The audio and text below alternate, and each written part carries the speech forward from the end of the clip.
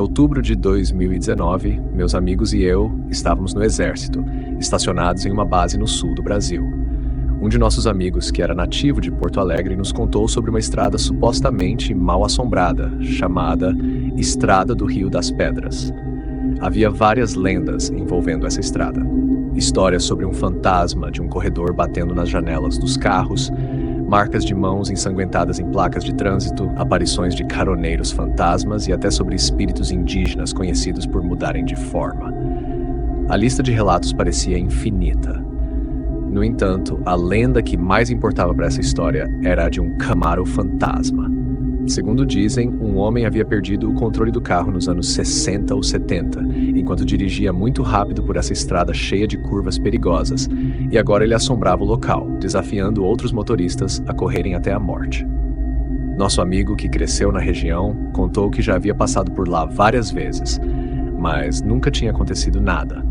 Como era outubro, todos nós queríamos experimentar algo assustador, então fomos até lá em uma noite de domingo bem tarde, por volta da 1 da manhã. No carro estávamos 5, incluindo eu. O amigo nativo disse que conhecia um cara que havia morrido na estrada e que havia uma cruz erguida em sua homenagem em algum ponto. Como 2 dos rapazes precisavam ir ao banheiro, decidimos parar onde a cruz estava para que eles pudessem ir enquanto nós olhávamos o local. Era extremamente escuro e silencioso, com exceção dos nossos passos na grama e das poucas palavras que trocávamos. Ficamos lá por alguns minutos, quando, de repente, um carro apareceu acelerando numa das curvas da estrada e passou rapidamente por nós. Um dos meus amigos brincou, dizendo: "Deve ser o Camaro fantasma." Todos rimos, mas, quando o carro passou completamente, vimos que as luzes traseiras realmente eram de um Camaro antigo. Nesse momento, todos nós corremos de volta para o carro. Antes que conseguíssemos sair dali, o Camaro estava logo atrás de nós, nos seguindo de perto. Parecia algo surreal e a descrição do carro combinava perfeitamente com a lenda. Era um Camaro preto antigo, com um dos faróis quebrado. Nosso amigo, que estava dirigindo, começou a entrar em pânico, e com razão. Dissemos para ele manter a calma e não acelerar, porque, de acordo com a lenda, se tentássemos correr, acabaríamos mortos. Então seguimos no limite de velocidade com o Camaro praticamente colado em nós. O mais estranho é que o motorista do Camaro apagou os faróis, o que era extremamente perigoso, já que estava muito escuro e ele poderia facilmente bater em nosso carro. Assim que alcançamos o fim da estrada e estávamos prestes a virar para outra rua, o Camaro parou. Fez uma volta e começou a dirigir de volta na direção oposta. Até hoje não sei dizer se o Camaro fantasma é real ou se a lenda surgiu a partir de alguma pessoa perturbada. Mas o estranho foi como o carro simplesmente surgiu do nada, em um momento de silêncio absoluto, onde devemos ter ouvido sua aproximação muito antes. Quem estaria em uma estrada rural tão tarde, em uma madrugada de segunda-feira? Eu, pessoalmente, acredito no paranormal. Então, para mim, aquilo foi algo sobrenatural. Mas, claro, tento não impor minhas crenças a outras pessoas.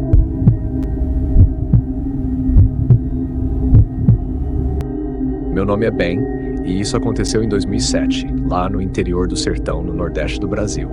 Naquela época, a rodovia BR-110 estava em obras de longa duração, e eu morava em uma cidade pequena chamada Felina.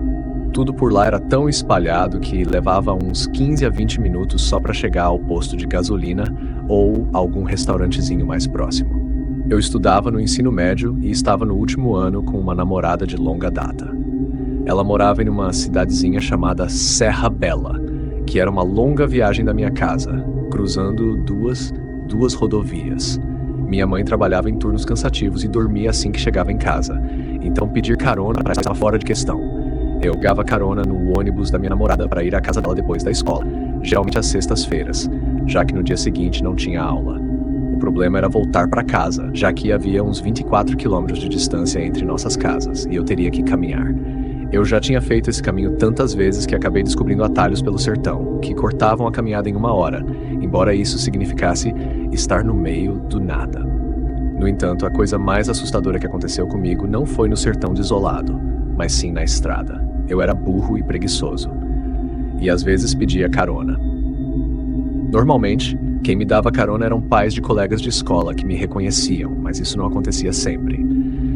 Um dia eu estava caminhando por volta das 18 horas, com o sol já começando a desaparecer no horizonte, quando um homem chamado Carlos parou em uma van vermelha grande. Ele perguntou se eu queria uma carona, e eu aceitei. Assim que entrei, algo parecia errado.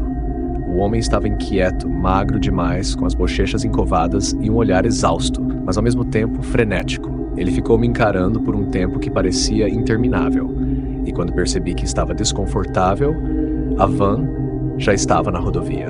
Ele começou a falar, mencionando que tinha um amigo chamado João e que queria me apresentar a ele.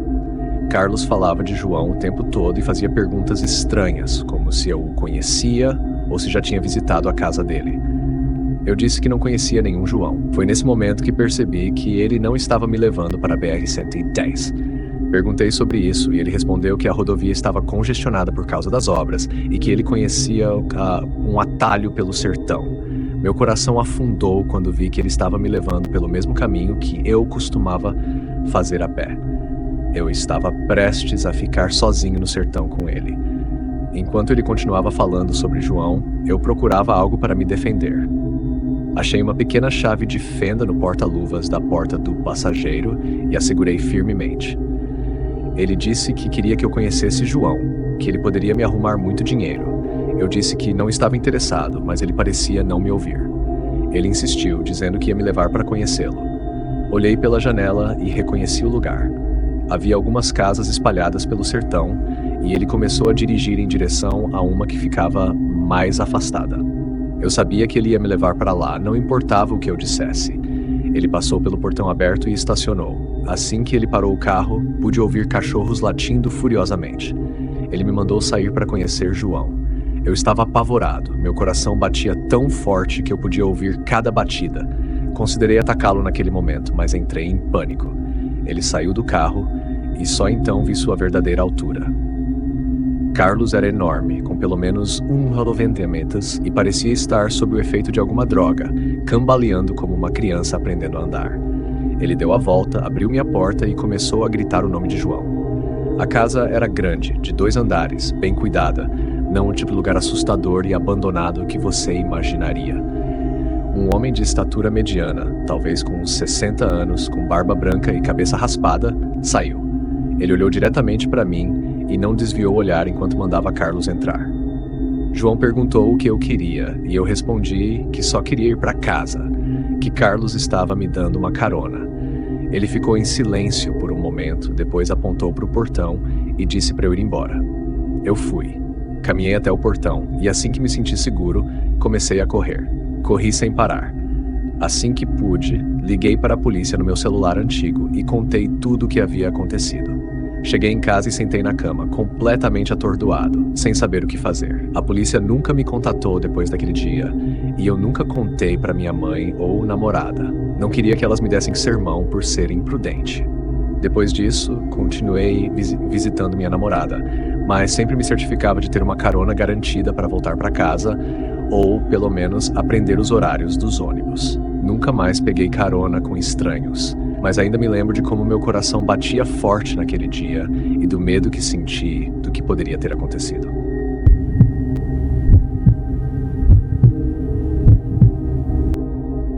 Quando eu tinha 12 anos, tive o que acredito ter sido a última noite do pijama da minha vida. Foi na casa da avó do meu amigo Nick. A casa dela era bem antiga, daquelas que agora, olhando para trás, me dá arrepio só de lembrar. Já tinha ido lá algumas vezes, mas nunca para dormir. Ela tinha um quarto de hóspedes com 2 camas de solteiro, o que parecia perfeito para uma noite do pijama. Havia também um parque que se conectava ao quintal, onde brincamos de esconde-esconde durante o dia.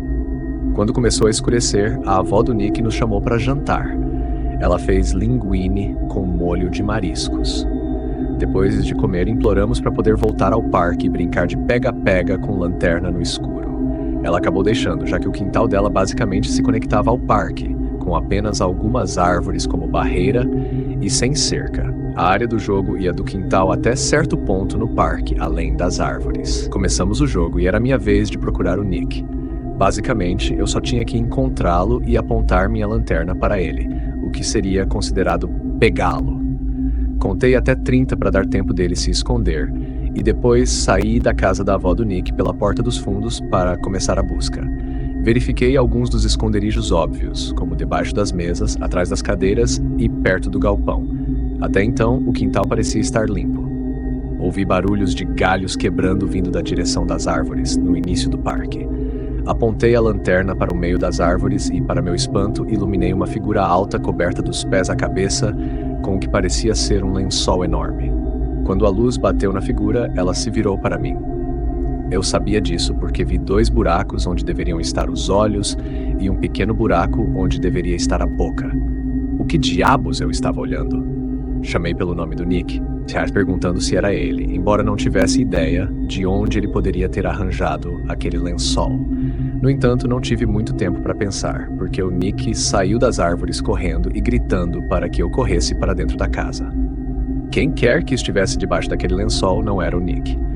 Corremos para contar tudo à avó dele, que rapidamente trancou todas as portas e nos acalmou, dizendo que estávamos seguros dentro de casa.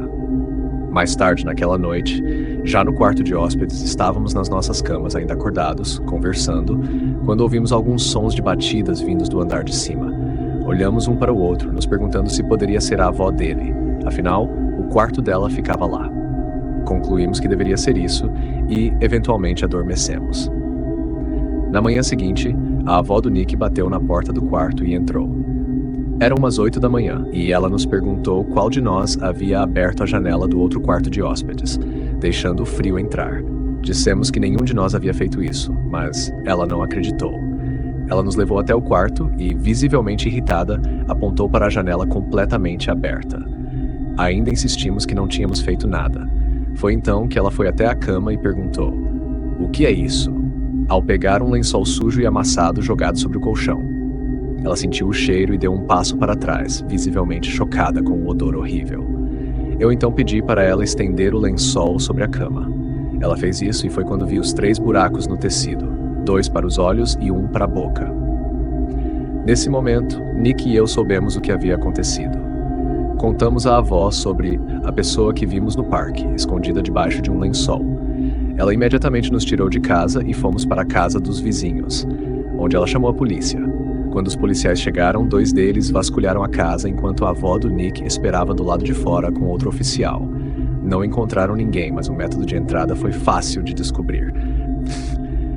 Quem quer que fosse, havia pulado da varanda do quintal para a cobertura, de onde foi fácil abrir a janela e entrar na casa. Nada parecia ter sido roubado ou quebrado, graças a Deus. Felizmente não tive que passar outra noite lá, e o Nick também não. Na verdade, os pais dele pediram para a avó ficar com eles por alguns dias, só por precaução. Acho que a parte mais assustadora de tudo isso foi o medo de que a pessoa nunca tivesse deixado a casa e que os policiais tivessem simplesmente ignorado algum esconderijo.